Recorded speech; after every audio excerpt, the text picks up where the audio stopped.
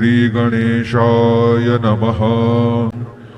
विश्वेश्वराय नरकारणवतारणाय कर्णामृताय शशिशेखरधारणाय कर्पूरकान्तिधवलाय जटाधराय दारिद्र्यदुःखदहनाय नमः शिवाय। गौरीप्रियाय रजनीशकलाधराय कालान्तकाय भुजगाधिकपङ्कजाय गङ्गाधराय गजराजविमर्दनाय दारिद्र्यदुःखदहनाय नमः शिवाय। भक्तिप्रियाय भवरोगभयापहाय उग्राय दुर्गभवसागरतारणाय ज्योतिर्मयाय गुणनामसुनेत्यकाय दारिद्र्यदुःखदहनाय नमः शिवाय।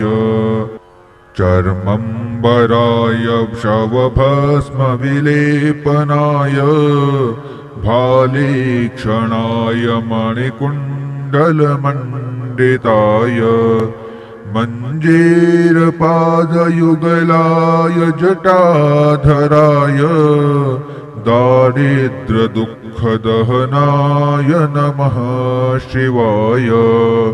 पञ्चाननाय फणिराजविभूषणाय हेमांशुकाय भुवनत्रयमण्डिताय आनन्दभूमिवरदाय तमोमयाय दारिद्र्यदुःखदहनाय नमः शिवाय। भानुप्रियाय भवसागरतारणाय कालान्तकाय कमलासनपूजिताय नेत्रत्रयाय शुभलक्षणलक्षिताय दारिद्र्यदुःखदहनाय नमः शिवाय।